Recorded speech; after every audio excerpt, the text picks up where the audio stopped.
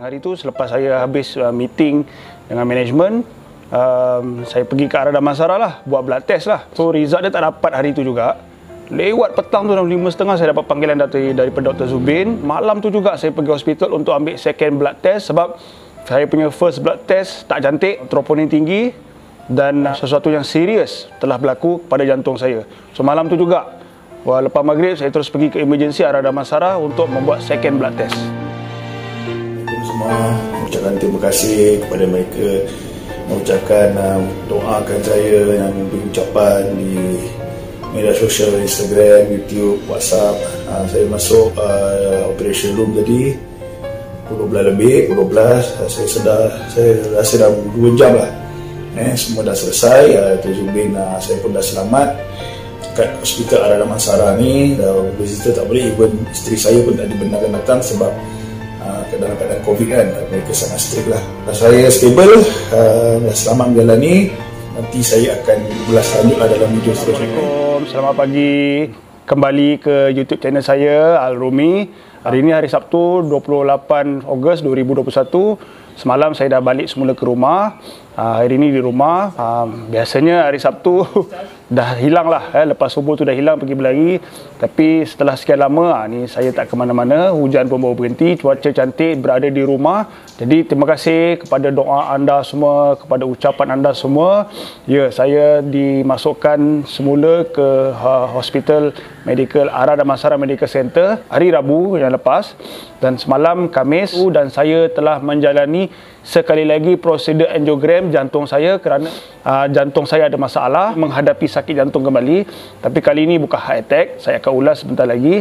Dan saya telah menjalani angiogram. Alhamdulillah prosedur berjalan dengan lancar sekali.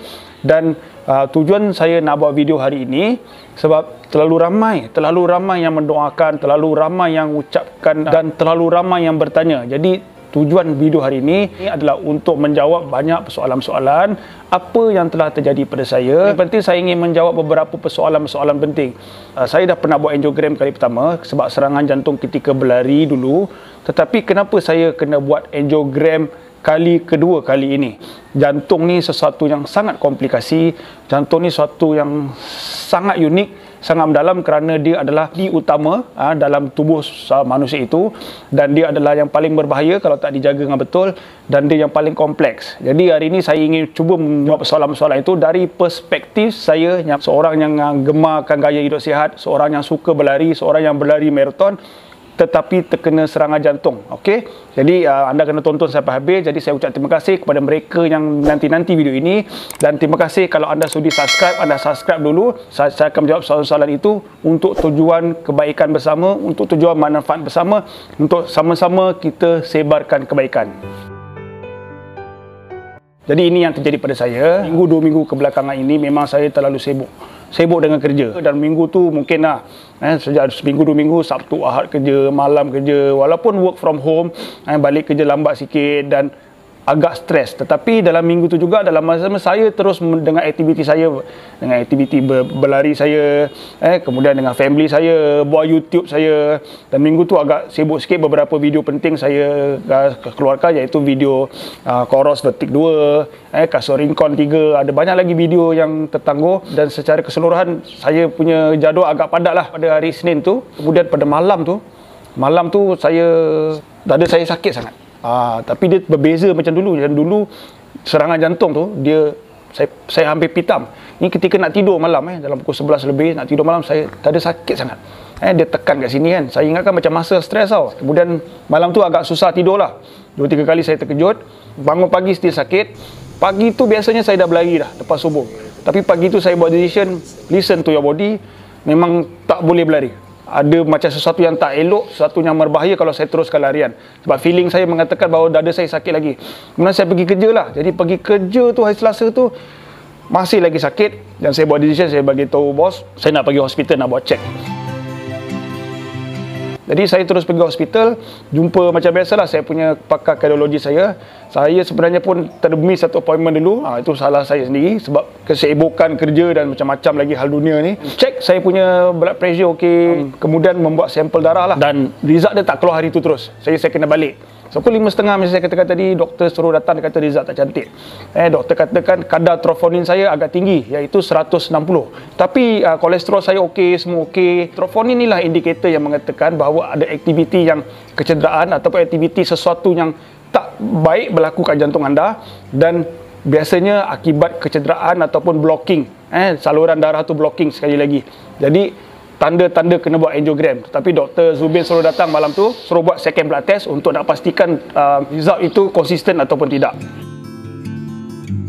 Dan result sekali, walaupun ada sedikit penurunan tapi still tinggi, dan doktor kata sepatutnya malam tu kena admitted terus. So maknanya malam tu terus buat admitted dan kena buat angiogram segera, pasal ada kemungkinan berlaku blok sekali lagi pada jantung saya. Jadi sebab kenapa kena buat angiogram? Sebab tak tahu apa yang berlaku di dalam. Jantung ni kompleks. Jadi untuk jantung yang terbaik ada kita buat ECG, buat stress test, tapi dalam keadaan tu dah tak perlu ECG, dah tak perlu stress test, kerana malam tu pun ECG result dia okey. Jadi yang terbaik adalah angiogram, sebab dia perlu masuk ke dalam jantung, dia nak tengok apa keadaan sebenarnya. So persoalannya blok dekat mana? Berapa banyak blok, dan perlukah masuk stent sekali lagi? Dan kalau lebih daripada 90%, mungkin kena buat bypass. Mengikut history saya, dulu saya dah blok 75%. So doktor kena check sekali lagi lah. Okay, jadi secara ringkas ni, ini yang Dr. Zubin katakan. Mungkin belum konklusif sebab saya ada appointment dengan dia pada 3 bulan 9 nanti. Okay, boleh tonton. Okay, Assalamualaikum. Over the last 3-4 days ni, dia ada rasa sakit dada sikit. And because of the symptoms and because apa yang dah dia ada sebelum ni, and the blood test yang nampak ada slight heart damage that we got, that's why kita teruskan pada angiogram. Alhamdulillah, angiogram tu tengok flow darah tu okey, tak ada yang sumbat teruk, tak ada blood clot, cuma ada all damage daripada yang dulu-dulu. So because of this, kita sambung saja ubat, and ada some certain advice yang saya dah bagi tahu kat dia untuk slow down with some of his physical activity saja. Tapi saya akan still pantau apa yang dia his progress over the next few weeks. Bila saya admit sekali lagi, saya terpaksa menjalani angiogram sekali lagi lah. Tetapi doktor dapati yang berlaku pada saya pada hari Isnin tu bukan full heart attack. Ia dipanggil acute coronary syndrome, ataupun bagi orang-orang yang bersukan, ada satu term saya dipanggil spontaneous coronary artery dissection. Ini berlaku kebanyakannya pada orang-orang yang bersukan, orang yang atlet. Walaupun saya bukan atlet tetapi saya aktif bersukan, ini berlaku. Ketika saya buat stent yang pertama dulu, sepanjang 4 cm tu masuk dalam jantung tu, sebab blok dia dah, anything yang masuk stent tu biasanya dah lebih dalam 70%. Tetapi ketika doktor masuk ketika itu, di kawasan depan tu, anda boleh tonton video ni, blok dia lebih kurang 60% plus lah. Jadi selagi dia belum 70%, dia tak boleh pasang stent. Kalau dia pasang stent, mungkin stent dia tak masuk, balloon tu tak boleh berfungsi, dan dia akan longgar, dia akan bergerak-gerak, dan takut function lain berlaku lah. So daripada angiogram tu, secara ringkas Dr. Zubin bagi tahu, tempat tersebut berlaku banyak scar. Tisu dia bengkak. Macam saya katakan, kalau orang yang kena luka ni, dia kena macam kena kuping kan, so dia blok. So itu yang berlaku. Yang stent yang dulu tu okey saja. Jadi sebab tu saya awal cakap, jangan jump to conclusion, salah makan ke, bersenam terlalu banyak ke. Jadi dari segi makan, alhamdulillah, kolesterol saya cantik. Apa yang berlaku di sini, kenapa dia koyak ni? Jadi kenapa berlaku stress level ni? Sebab apa yang berlaku di sini, saya lari terlalu laju, terlalu cepat. Saya lari terlalu jauh, terlalu cepat. Too fast, too soon. Too far, too soon. Jadi itu yang berlaku. Inilah pengajaran yang saya harus terima. Walaupun saya rasa saya dah naikkan mileage dengan gradual, saya dah lari dengan keadaan kelajuan yang saya rasa sesuai, walaupun jauh berbeza dengan saya punya larian-larian dulu sebelum kena sakit jantung. Lebih slow, jauh lebih slow pada dulu. Bila kita lari terlalu laju dan terlalu cepat, badan kita punya stress level. Jadi kat situlah tisu dia koyak. Itu dipanggil coronary calcification. Dia berlaku, anda boleh tengok grafik ni, macam mana proses itu berlaku. Apabila stres tu tinggi, tisu tu koyak. Bila dia koyak, dia menutup laluan darah tersebut, dan dia divert darah tersebut, dan dia clogging. Itu yang berlakunya ketidakselesaan, sakit jantung, sakit bahagian di situ, dan rasa uncomfortable. Dia kalau dia berterusan benda ni, dia akan lebih bahaya, dia akan lebih tersumbat, dan berlaku another heart attack lah.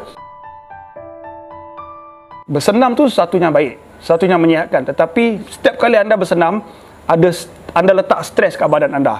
Sebab tu apabila nak bersenam ni, Kita kena tengok stress level kita kena always listen to your body. Saya gemar bersenam ketika pagi. Ketika pagi tu saya rasa saya fresh, belum ada stress lagi. Tetapi masalah dia mungkin selepas itulah. Apabila saya dah habis bersenam, saya pergi kerja. Mungkin stress tu dibawa pergi kerja, itulah masalahnya seterusnya. Jadi bersenam tu tak ada masalah, tetapi saya punya bekerja tu membawa stres. Itulah antara punca berlakunya keadaan ini. Jadi apa yang berlaku ketika angiogram tersebut, doktor tak masukkan stent. Sebab saluran tu belum tertutup habis. Tapi sekurang-kurangnya doktor dapat jawapan apa sebenarnya yang berlaku pada jantung saya. Maknanya tak ada berlaku blocking kat tempat-tempat baru, tak ada berlaku tersumbat, skar tempat baru, dia tempat yang sama dahulu. Jadi perkara tu sepatutnya dapat di-prevent lah, mengurangkan tekanan dan bersukan secara tidak berlebihan. Kalau ikutkan saya selepas saya kena stent tu hampir setahun setengah. Sebelum PKP jarak yang paling saya lari jauh tu 21 km, walaupun secara easy dan long run saja. Dan itu sebenarnya tak berapa advisable. Tetapi selepas PKP tu pun larian saya tak banyak. Tetapi mungkin kekerapan tu dan stress level tu. Sebenarnya larian itu menyihatkan, tetapi kalau kita punya work-life balance tu tak berapa tersusun, ia akan membawa impact risiko, terutamanya kepada jantung dan terutamanya mereka yang ada history seperti saya ini. Kerana setiap orang yang berumur 40-an, 45 tahun ke atas, untuk berlari jarak jauh memang ada risiko yang sangat tinggi. Kena ingat, orang seperti saya ni, kita bukan seorang professional atlet. Kita bukan dilahirkan atlet. Baru je nak belajar berlari dalam beberapa tahun yang lepas. Bukan dah berlari pada sekolah dulu. Sekolah dulu pun tak berlari sangat. Alhamdulillah, jadi kalau ikutkan angiogram kali ini lebih menyeramkan. Sebab tak tahulah, kalau angiogram yang pertama tu 80% memang saya tak sedar lah. Tapi ni lebih separuh saya sedar. Dia masuk kat sini, saya nampaklah darah tu keluar. Doktor bercakap apa, skrin kat mana, dia punya tim dia bertungkus lumus dekat atas badan saya. Jadi itu satu pengalaman yang kalau boleh tak nak berlaku lah kepada anda semua. Yang paling penting saya selamat, saya kembali stabil dan doktor suruh saya berehat. Jangan bersenam selama seminggu ni, dan the next appointment nanti baru kita tahu keadaan sebenarnya lagi. Apabila dia buat beberapa test lagi, beberapa ujian lagi untuk melihat tahap kesihatan saya sekali lagi. Ini sedikit nasihat saya kepada anda semua.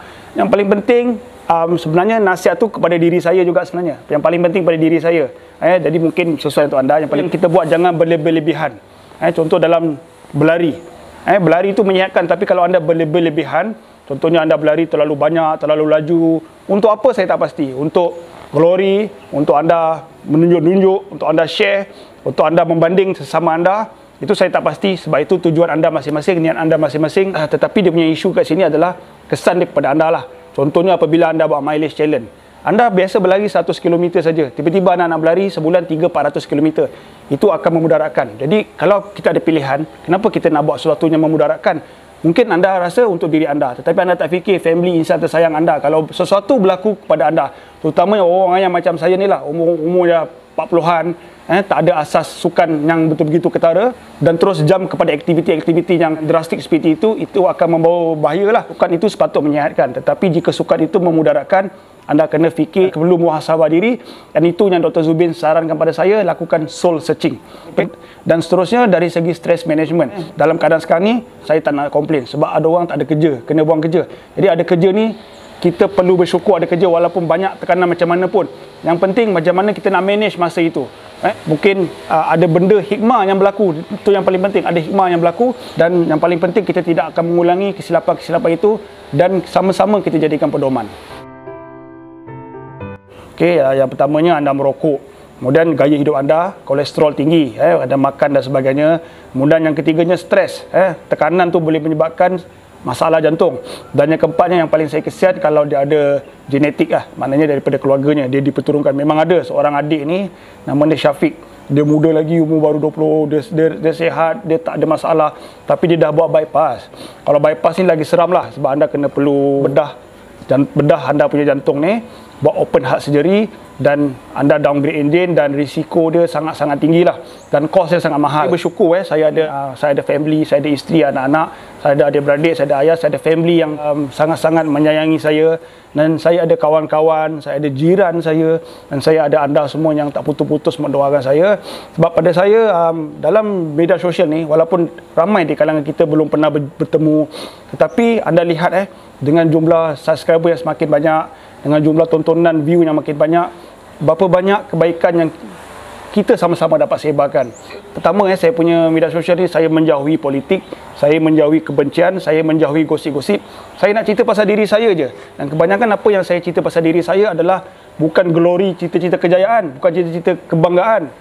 Semua adalah cita-cita kejatuhan saya. Jadi sebab saya terpanggil untuk buat video ini, apabila berlaku sesuatu yang tak baik pada saya, apakah message, apakah value, apakah nilai kebaikan yang ada pada cerita ini yang saya nak sampaikan kepada anda dan mungkin bermanfaat kepada anda semua. Dan yang paling penting, apabila ia bermanfaat kepada anda semua atau mungkin kepada kawan-kawan anda, kepada family anda, jiran kawan anda, kita sebarkan. Itulah sebab tu saya begitu serius sekali mesej sebarkan kebaikan, kerana pada saya walaupun berlaku serangan jantung pada ini, berlaku masalah jantung pada saya, ada kebaikan yang kita sama-sama dapat sebarkan. Okey, terima kasih sebab anda sudi tonton sampai habis. Saya ada topik kedua yang saya akan ulas dalam video seterusnya, iaitu adakah larian jarak jauh ni, larian maraton ke half marathon ke, itu selamat buat kita semua. Jadi anda stay tune, insyaAllah ada rezeki saya akan buat konten video seterusnya. Terima kasih semua, selamat berhujung minggu, stay safe, sebarkan kebaikan, stay healthy, keep fit and keep running bagi anda yang masih boleh running. Assalamualaikum.